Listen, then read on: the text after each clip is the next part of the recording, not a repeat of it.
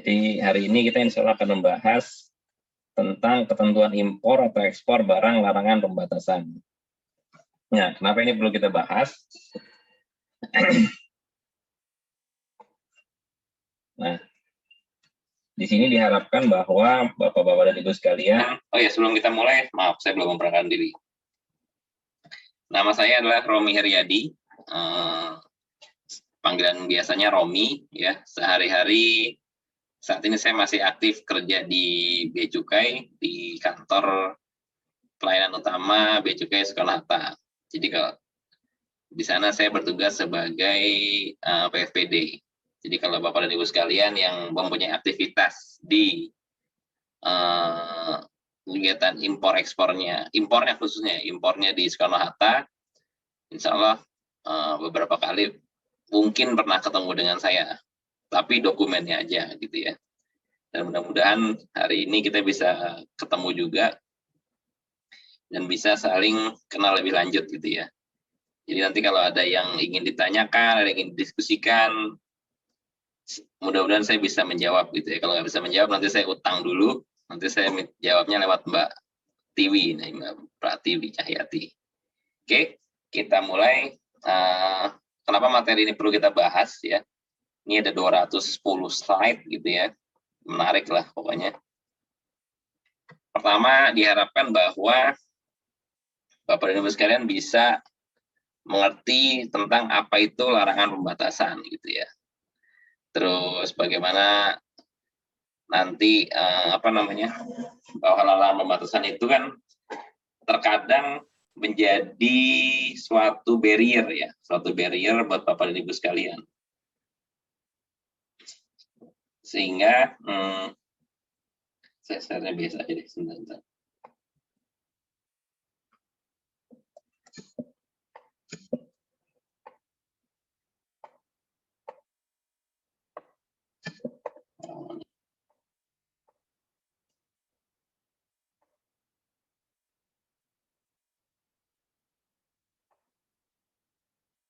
Saya model biasa aja sebentar.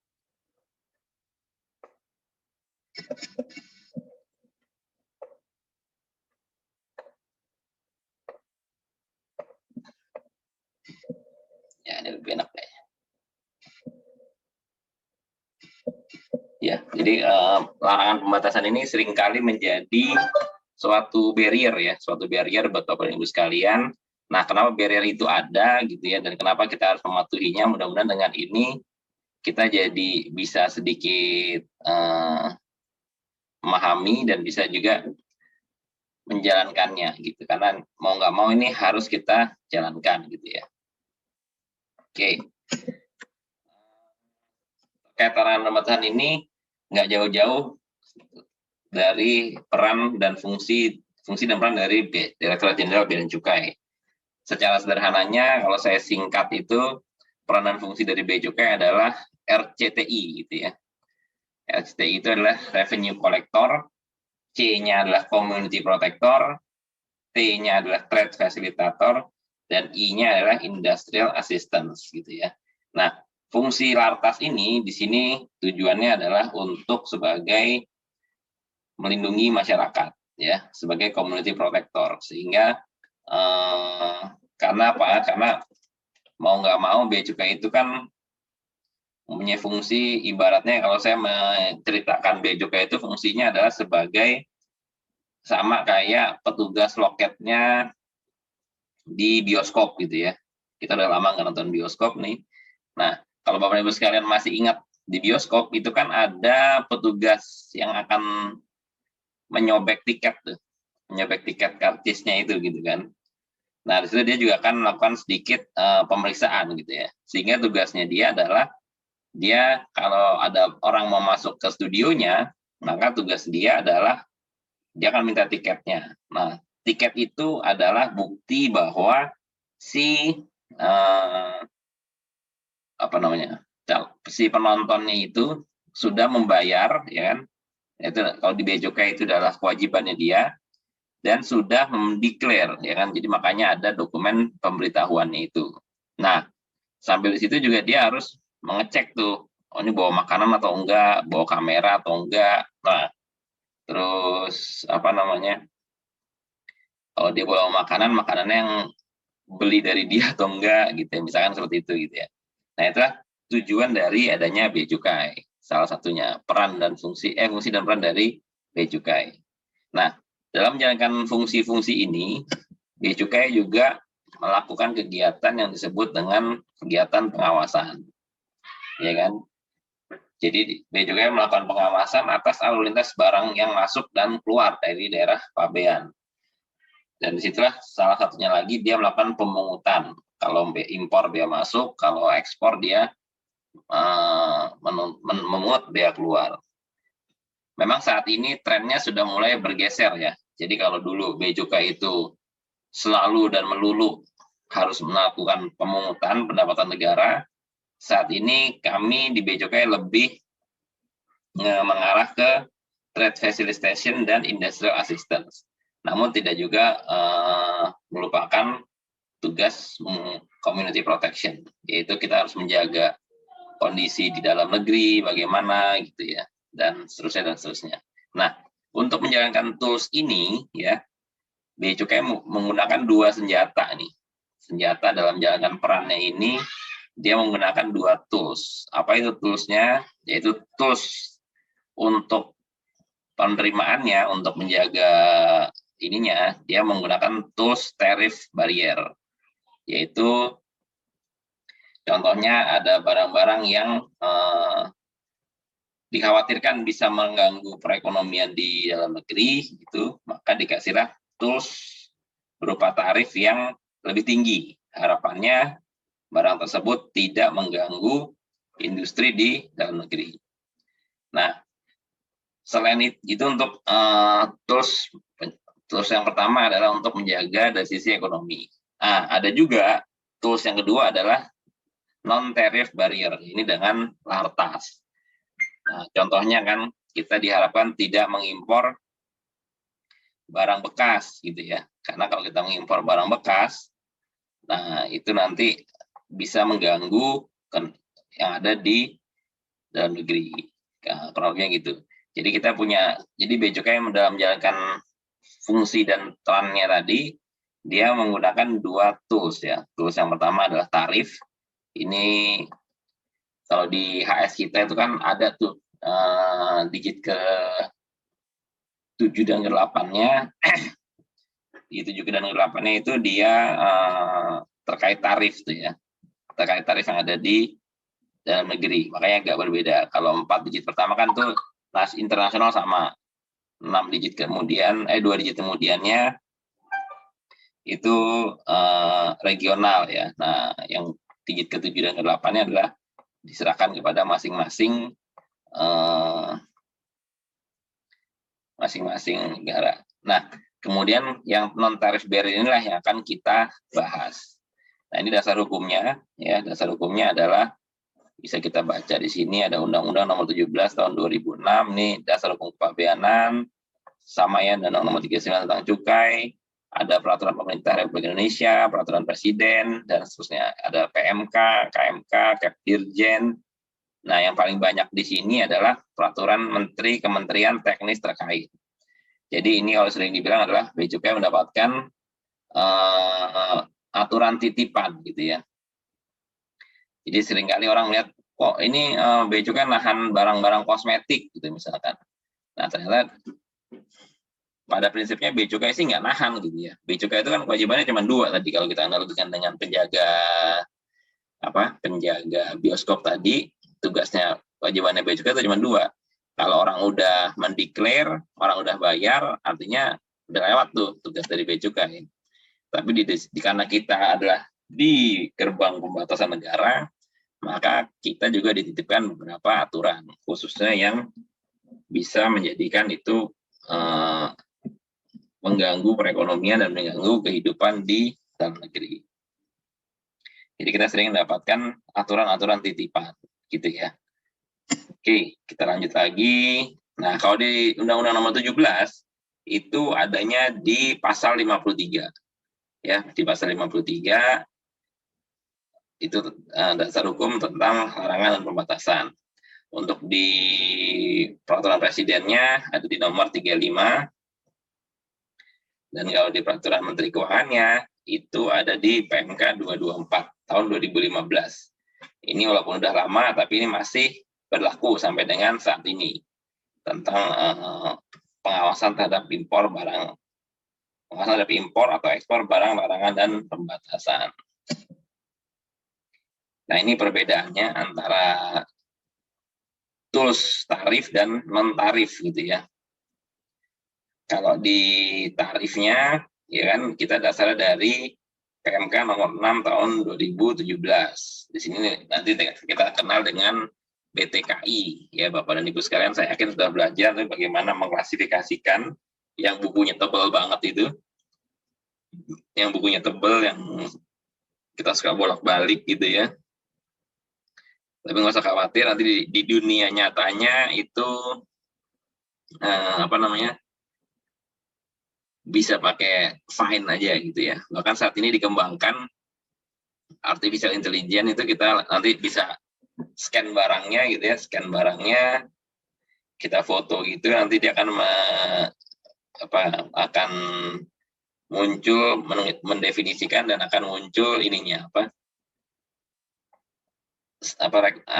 saran ini masuk ke HS berapa gitu.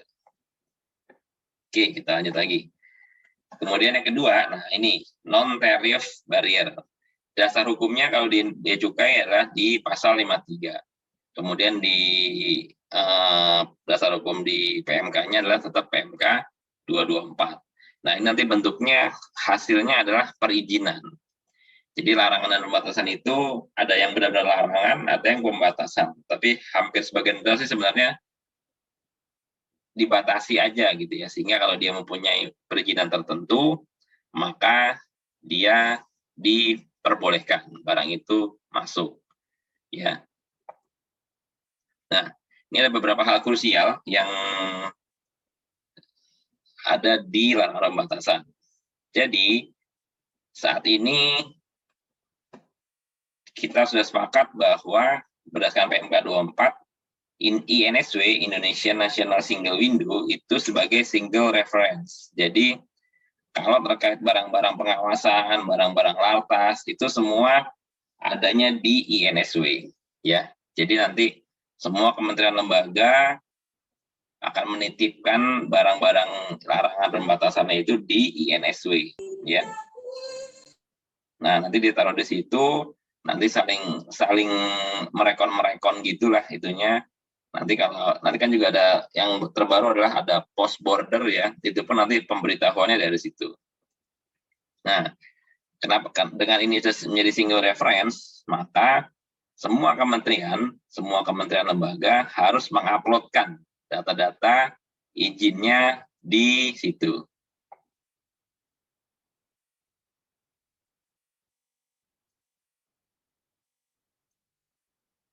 Maksudnya Pak, nggak otomatis ini.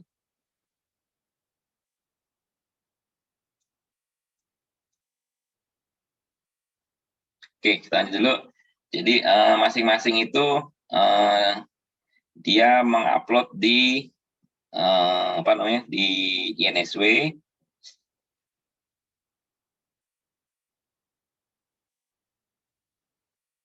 Oke, dan nanti ini adalah izinnya sebagai syarat ya.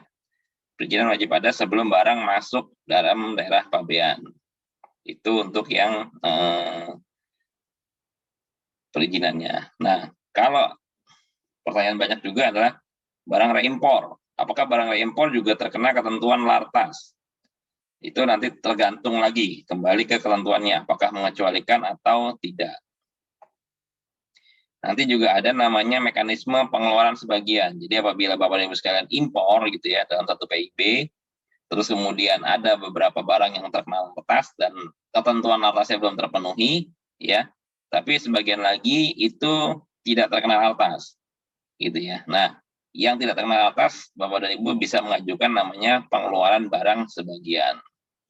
Nah, terus ditambahkan lagi lartasnya adalah itu border atau post border. Nah, kalau post border itu dia boleh keluar dulu barangnya walaupun lartasnya belum terpenuhi. Contohnya kemarin sempat ada yang viral tuh ya, udah agak lama sih, terkait SNI mainan gitu ya. Ada mainan tidak memenuhi SNI gitu ya, nggak boleh masuk sama bea cukainya. Nah ternyata itu menimbulkan polemik gitu ya, sehingga akhirnya untuk seperti SNI mainan itu dirubah menjadi post border. Jadi bagi bea cukai silakan aja mau masuk gitu ya. Nanti kementerian dan lembaga yang menerbitkan pembatasan atas barang tersebut lah yang akan mengawasi peredaran barangnya di dalam negeri. Nah, itu seringkali pertanyaan terkait tentang lartas.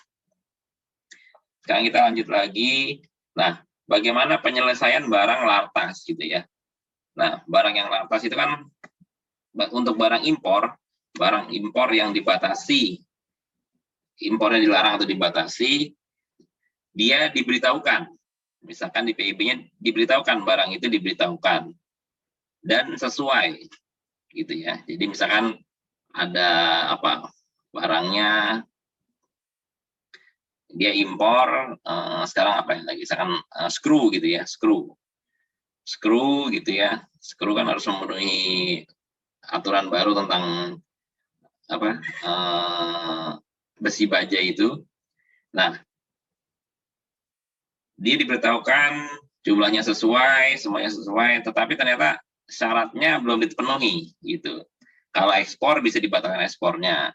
Kalau impor itu nanti bisa direekspor atau bisa juga dimusnahkan di bawah pengawasan. Jadi penyelesaian ada 3.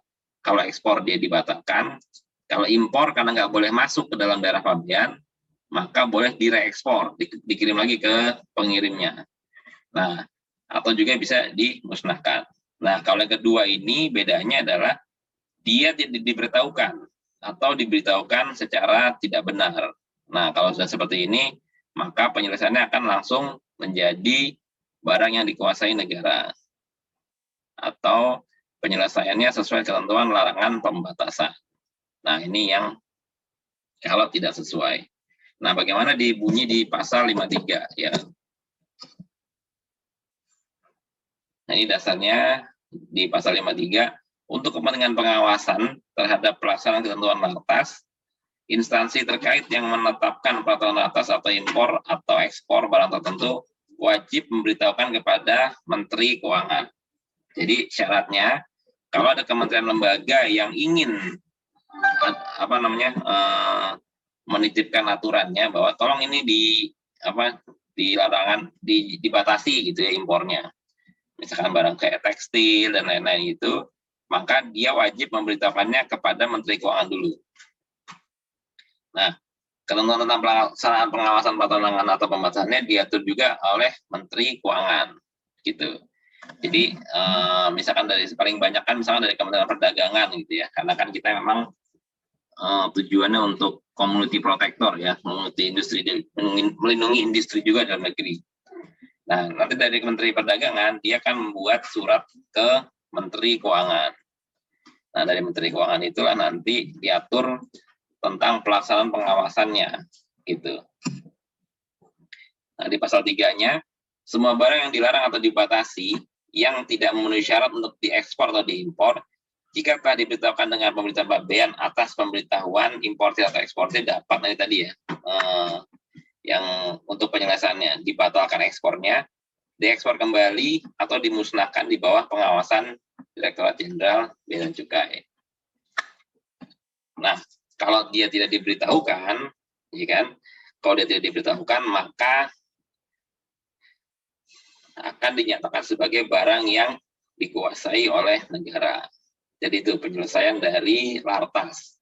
Mungkin nanti kalau ditanyakan pada satu ujian ada pilihan ganda, jawabannya adalah itu. Jadi kalau dia sesuai dengan dia diberitahukan, pemberitahuannya sesuai, maka penyelesaian adalah 3.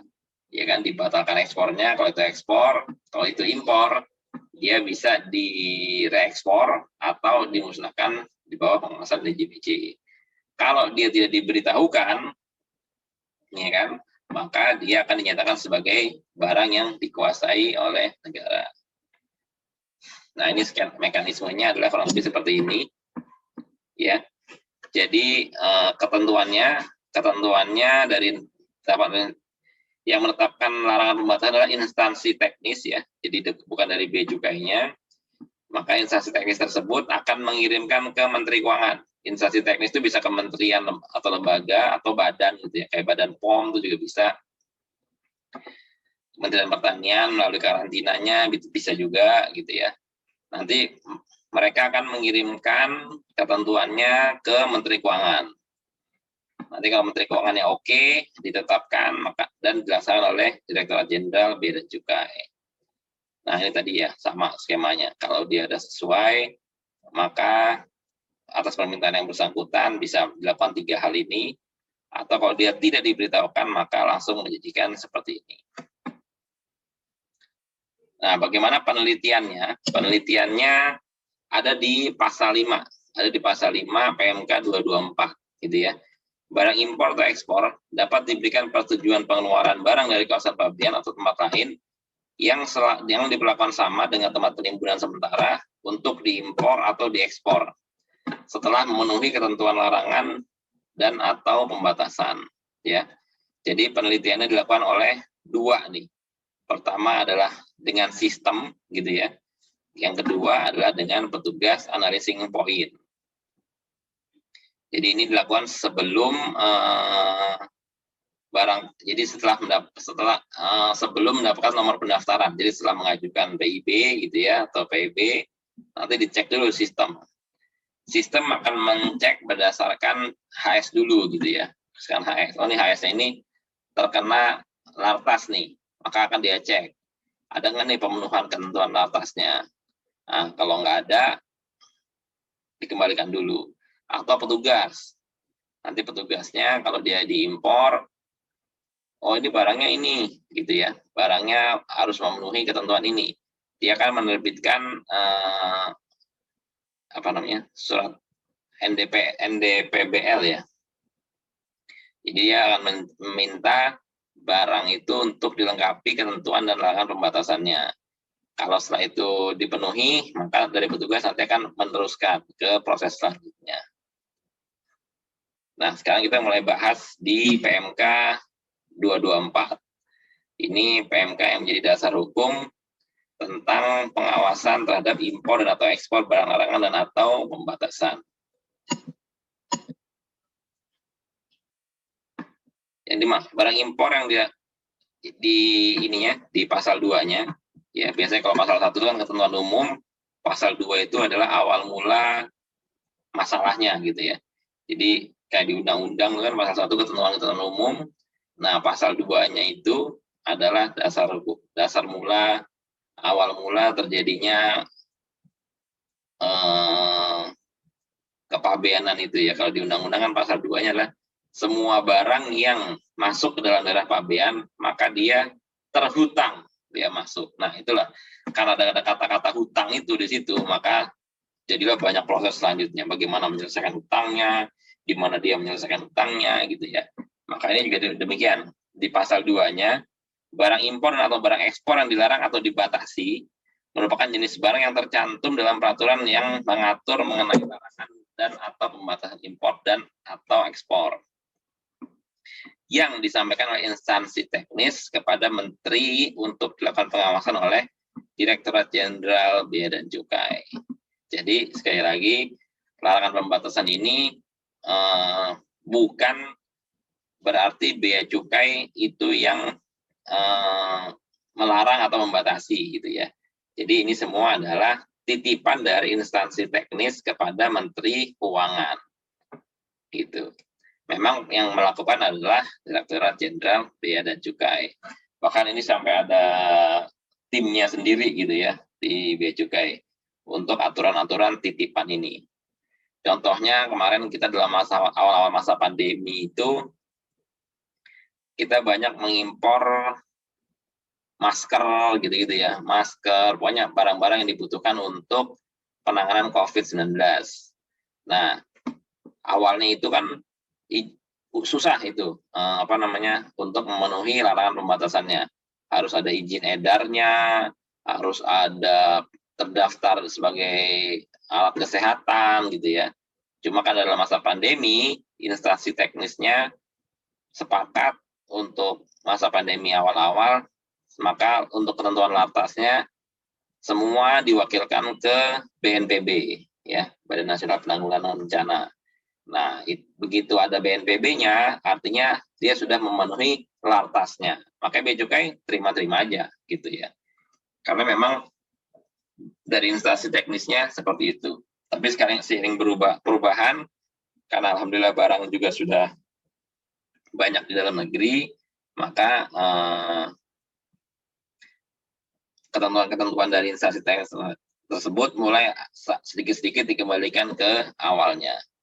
Nah, bagaimana cara menyampaikannya? Instansi teknis yang menetapkan peraturan larangan dan atau pembatasan alas impor dan atau ekspor wajib menyampaikan peraturan dimaksud kepada Menteri, UP, Direktur Jenderal sesuai contoh format lampiran 1. Ini sejarahnya ceritanya ya.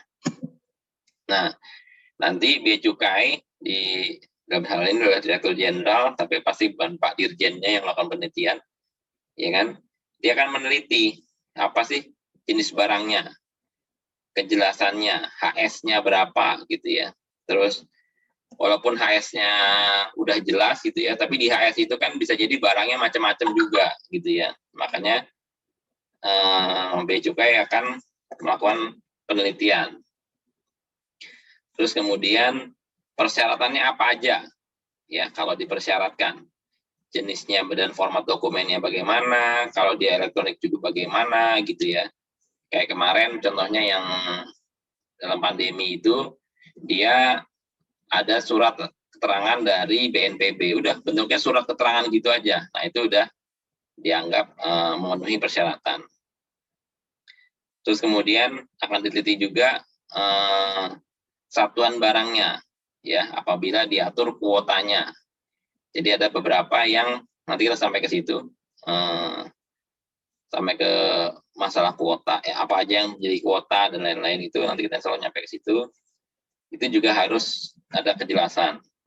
Terus kemudian ya, adanya instrumen administrasi yang dapat digunakan oleh Bea Cukai. Kalau saat ini semua sudah melalui INSW memang. Jadi kalau udah ada di INSW itu udah insya Allah udah oke gitu ya, udah bisa lanjut.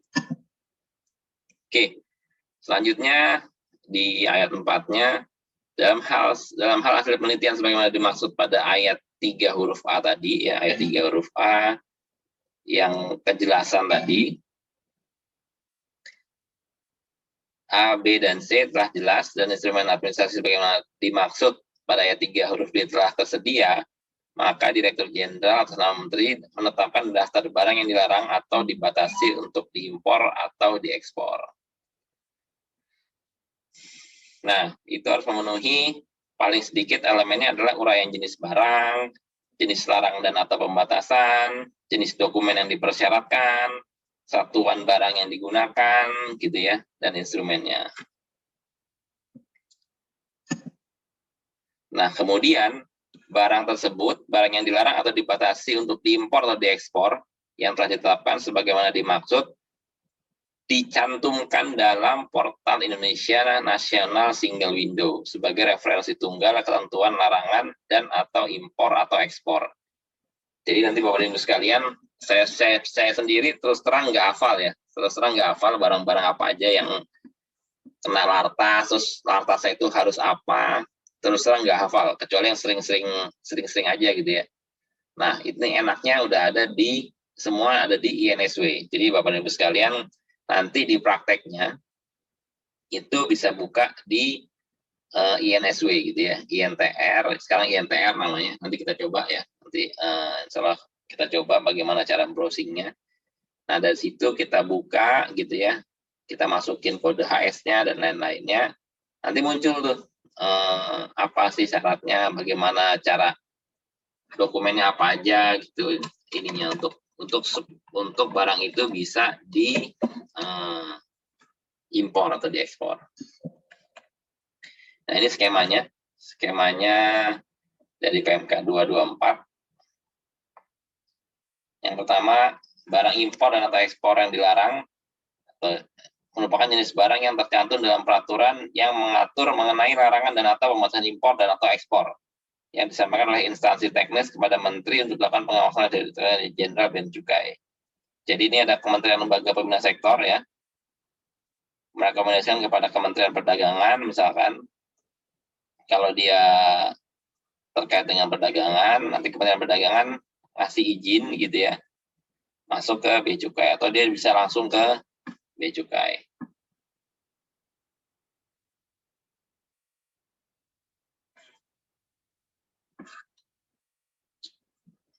Oke, sekarang kita masuk ke sebagai ininya referensi tunggalnya, yaitu kita masuk ke INSW ya.